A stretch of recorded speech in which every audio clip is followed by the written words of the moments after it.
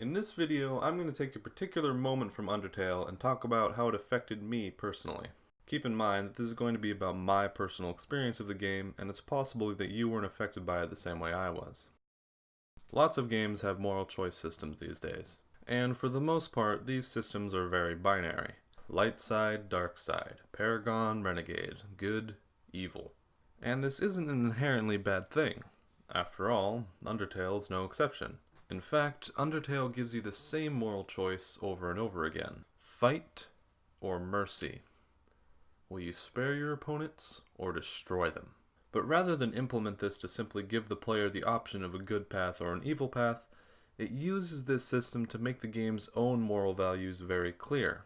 Violence is never the answer, and you should always try and find a better way. No matter the circumstance, killing is always wrong, and the game will judge you harshly for it.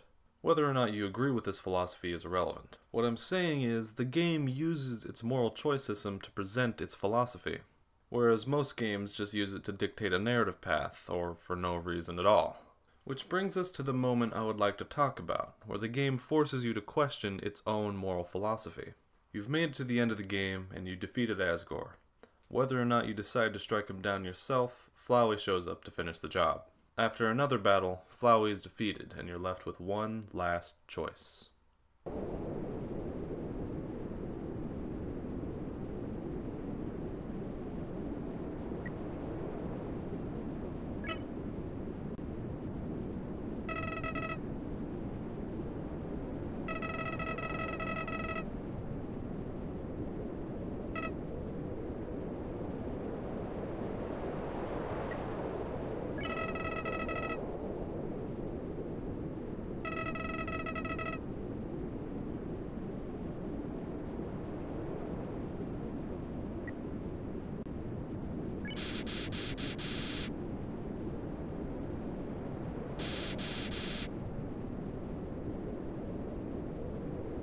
This is the moment that made me stop and think, and in retrospect made me realize what a moral choice really was. A moral choice isn't about deciding whether to be good or evil.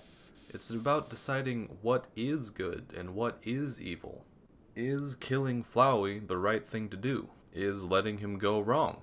The answer isn't clear, and it's up to the player to decide. A choice doesn't need to heavily impact the game to impact the player. Well, it affected me at the very least.